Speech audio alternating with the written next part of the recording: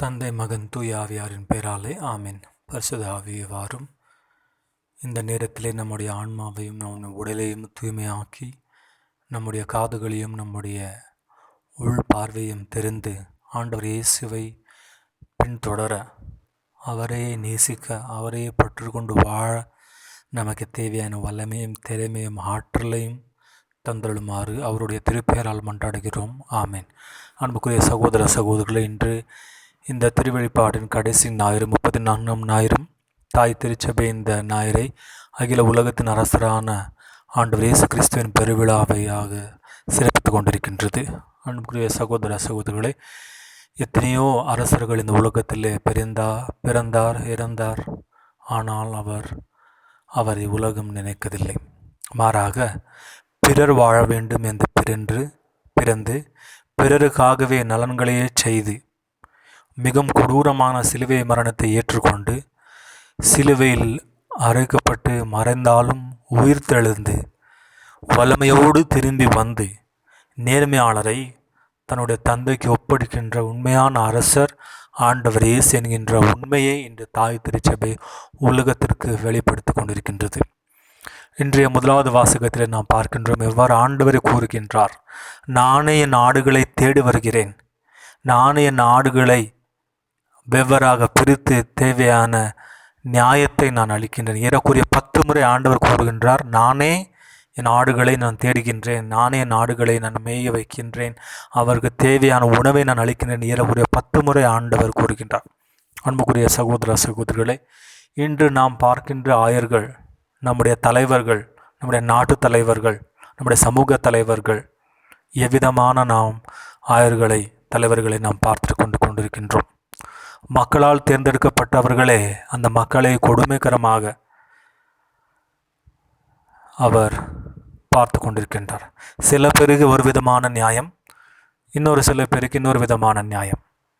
நம்முடைய குருவானவர் ஃபாதர் ஸ்டான்சாமி அவர்களுக்கு அவர் கை அந்த பார்க்கின்சன் டிசீஸாலே வியாதியாலே அவர் இருப்பதால் அவரால் உணவை சாப்பிட முடியாது. அதனால் தண்ணி குடிப்பதற்கு ஒரு ஸ்ட்ரா கேட்பதற்கு இந்த சட்டம் சொல்லிச்சா நம்மளுக்கு 20 நாள் வேணும்னு. ஆனால் ஒரு கொலை செய்திருக்கின்ற சூழ்நிலை இருக்கின்றவருக்கு விடுதலையை உயர்ந்த நீதிமன்றம் சுப்ரீம் கோர்ட் ஆஃப் இந்தியா அளித்துள்ளது. அன்புக்குரிய சகோதரர்கள், அப்படி என்றால் இந்த நாட்டு தலைவர்களின் கையில் இந்த உலகத்தை, இந்த நியாயத்தையே அவர் மாற்றிவிடலாம். The whole entire judiciary can be under the control of the leaders. அன்புக்குரிய சகோதர சகோதரர்கள், இவ்விதமாக மக்களை தர்மத்தின் பார்வையில், ஜாதியின் பார்வையில் அவர் வெவ்வேறாக பிரித்து வெவ்வேறு பான்மையோடு அவர் மக்களை பார்த்து கொண்டிருக்கின்றார். அன்புக்குரிய சகோதரர், இது நேர்மையான உண்மையான தலைவர்களின் தோற்றம் அல்ல. ஏனென்றால் மக்கள் நலன்களுக்காக அவர் எந்த எந்த ஜாதி, எந்த தர்மம் இருந்தாலும் நியாய நீதி சமூகத்தில் அவர்கள் அனைவரும் ஒன்றுதான் என்று நம்முடைய கான்ஸ்டிடியூஷன் எடுத்து கூறுகின்றது. ஆனால் அந்த கான்ஸ்டியூட்டை மாற்றி இந்த இந்தியா நாட்டை ஒரே தர்மத்தின் நாட்டாக செய்ய வேண்டும் என்றது இன்று இருக்கின்ற தலைவர்களின் லட்சியம். அன்புக்குரிய சகோதர சகோதரிகளை, உண்மையான தலைவன் தன்னுடைய மக்களுக்காக அனைத்தையுமே அர்ப்பணிக்கின்றவர். அவர் இந்த காலகட்டத்திலே நாம் பார்ப்பதற்கு மிகுந்த கஷ்டகரமாக இருக்கின்றது. இந்த 2வது வாசகத்தில் இந்த சின்னப்பர் கூறுகின்றார் எவ்வாறு ஆண்டவர் இயேசு அவர் தாமதமாக வந்தாலும் அவர்தான் வரப்போகின்றார். இந்த உலகத்திலே வாழ்ந்து கொண்டிருக்கின்ற அனைவரையுமே, அந்த அனைவரிலும் நேர்மையானவர் பொல்லர் அனைவரையுமே வெவ்வேறாக பிரித்து ஆண்டவருக்கு இந்த ஆட்சியை ஒப்படைக்கின்றார் என்கின்ற அந்த உண்மையை சொல்லுகின்றார். இந்த நற்செய்தியில் நாம் பார்க்கின்றோம், நம்முடைய ஒவ்வொருடைய வாழ்க்கையின் கடைசி நாளில் ஆண்டவர் எந்த பார்வையில் அவர் நமக்கு தீர்ப்பளிக்கின்றார். நீ ஹிந்து, நீ முஸ்லீம், நீ கிறிஸ்துவ என்ற ஆண்டவர் தீர்ப்பளிப்பதில்லை. நீ ஒரு குருவானவர், நீ ஒரு கன்னியாஸ்திரி, நீ ஒரு சாதாரண கிறிஸ்தவன் என்ற ஆண்டவர் தீர்ப்பளிப்பதில்லை. நீ என்னை கோவிலில் வணங்கினாய், நீ திருமுழுக்கை பெற்றுள்ளாய், நீ திருப்பலியில் பங்கு பெற்றாய், நீ நவநாடுகளுக்கு சென்றாய், நீ அந்தோனியார் கோயிலுக்கு சென்றாய், நீ வேளாங்கண்ணிக்கு சென்றாய், இந்த அனைத்துமே ஆண்டவர் கேட்டு நம்மளுக்கு தீர்ப்பளிப்பதில்லை. மாறாக எத்துணை இரக்கத்தையும் அன்பையும் பிறரோடு நீ பகிர்ந்து கொண்டாய் என்பதுதான் நம்முடைய கேள்வி. அன்புக்குரிய சகோதர சகோதரி, அப்படி என்றால் நாம் என்ன கோயிலுக்கு சென்றக்கூடாது, நவநாள் நாம் சிறப்பித்து கொண்டாது அந்த முறை இல்லை. அது அப்படி இல்லை. எத்துணை ஆராதனை செய்தாலும், எத்துணை திருப்பலி நாம் பங்கு பெற்றாலும், ஆண்டவன் இரக்கத்தை உணர்ந்து நான் இரக்க உள்ளவனாக நான் மாற்றவில்லை என்றால், நான் செய்த அனைத்து அந்த ஆராதனை பங்கு பெற்ற திருப்பலி வீண்தான். ஏனென்றால் ஒவ்வொரு திருப்பலியிலும் ஆண்டவர் தம்முடைய இறையிறக்கத்திலே என்னுடைய இதயத்தில் சின்ன பின்னமான என் வாழ்க்கையை அவர் கட்டு அவரை ஆசிர்வதித்து சீர்படுத்துகின்றார். அப்படி ஆண்டவன் இரக்கத்தையும் மாபெரும் அன்பையும் பெற்றுக்கொண்ட நான் என்னுடைய குடும்பத்திலே என்னுடைய அடுத்திருப்பவர்களுக்கு நான் அந்த இரக்கத்தையும் காட்டி என் கையில் முடியும் நலங்களைத்தான் நான் செய்ய வேண்டும். இல்லை என்றால் அந்த ஆண்டவர் இயேசு கிறிஸ்து திருவுடலை முட்கொண்டு என்ன பயனாகும்? நமக்குரிய சகோதர சகோதரர்களை, நம்முடைய வாழ்க்கையின் கடைசியில் ஆண்டவர் எத்தனை இரக்கத்தோடு எத்தனை அன்போடு நாம் வாழ்கின்றோம் என்கிறதான் கேள்வியாக இருக்கின்றது. ஆகவே நாம் யாராவது இருக்கலாம், எந்த ஜாதி, எந்த மொழி, எந்த தர்மம் இருக்கலாம்.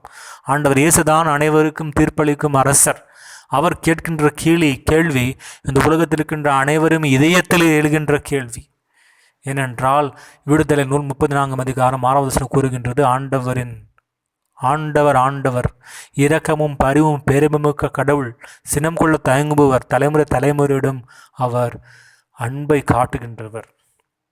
இவ்விதமான ஆண்டவர் நாம் நம்பிக்கை விசுவாசம் வைத்தோம் என்றால் நாமும் இரக்கத்தோடும் பிறருக்கு நலங்களை செய்து வர வேண்டும். நல்லவற்றை செய்யவில்லை என்றால் நாம் அமைதியாக இருக்க வேண்டும். எப்பொழுதுமே யாருக்குமே தீங்கு செய்யக்கூடாது, பிறர் பற்றி வம்பு பேசக்கூடாது, இல்லாதது பொல்லாது சொல்லி அவருடைய நல்ல பெயரை கெடுத்து வைக்கக்கூடாது. அது மிகவும் கொடூரமான நரகாக்னிக்கு நம்மை அழைத்து செல்கின்றது. அன்புக்குரிய சகோதர சகோதரர்களாகவே நமக்காக பிறந்து இறந்து நமக்கு வாழ்வளித்து நம்மை உண்மையளித்து நம்மை கடவுளின் பிள்ளைகளாக மாற்றி நமக்கு தேவையான உயிரையும் இறை ஞானத்தையும் அளித்துள்ள நம் ஆண்டவர் இயேசு கிறிஸ்துவின் ஆட்சிக்கு நம்முடைய இதயத்தையும் நம்முடைய இல்லத்தையும் நம்முடைய உள்ளத்தையும் அர்ப்பணித்து நாள்தோறும் அவருக்கு உகந்த வாழ்க்கையை, பரிசுத்தமான வாழ்க்கையை, இரக்கத்தின் வாழ்க்கையை, மன்னிப்பின் வாழ்க்கையை, ஒற்றுமையின் வாழ்க்கையை, அன்பின் வாழ்க்கையை வாழ நமக்கு தேவையான வல்லமைக்காக நம் ஆண்டவரை உற்று நோக்கி நாம் ஜெபிப்போம். நெஞ்சமெல்லாம் கோயில் செய்தேன், உன்னை அழைத்தேன், நீ வா வா, சிந்தையெல்லாம் நோந்தெழுந்தேன், சிந்தையெல்லாம் நோந்தெழுந்தேன், சொந்தமெல்லாம் நீதானே, அன்பு மொழி பேசும் இன்பம் முகில் இயேசு, என்னாலும் நண்பன் நீயே, கண்ணின் மணி போல காத்திடுவோனே, கண்ணின் மணி போல காத்திடுவோனே, உன் அன்பு ஒன்றை நான் வேண்டினேன், நெஞ்சமெல்லாம் கோயில் செய்தேன், உன்னை அழைத்தேன், நீ வா வா. அன்பின் இயேசுவே, இதோ பசியாயிருக்கின்றவரில், ஆடையின்றி இருக்கின்றவரில், சிறையில் இருக்கின்றவர்களில், நோயாளிகளில் உம்மை பார்க்க நம்மை அழைக்கின்றீர். ஆண்டவர், இது இந்த இரக்கத்தின் கண்களோடு, இரக்கத்தின் கைகளோடு, இரக்கத்தின் கால்களோடு நம்மால் முடியும் நலவற்றவே செய்ய நம்மை அழைத்து செல்லுமாறு உம்முடைய தூய ஆவியின் வல்லமை நமக்கு அளிக்குமாறு, அனைவருக்கும் எல்லா இடத்திலும் நலவற்றவே செய்ய நமக்கு தேவையான வல்லமையும் திறமையும் ஆற்றலும் அளிக்குமாறு உம்முடைய திருச்சலை உற்று நோக்கி மன்றாடுகிறோம் நல்ல பிதாவே, ஆமீன். ஆண்டவர் உங்களோடு இருப்பராக. எல்லாம் உள்ள இறைவன் தந்தை மகன் தூய் ஆவியானவருமை ஆசீர்வதிப்பராக. ஆமீன்.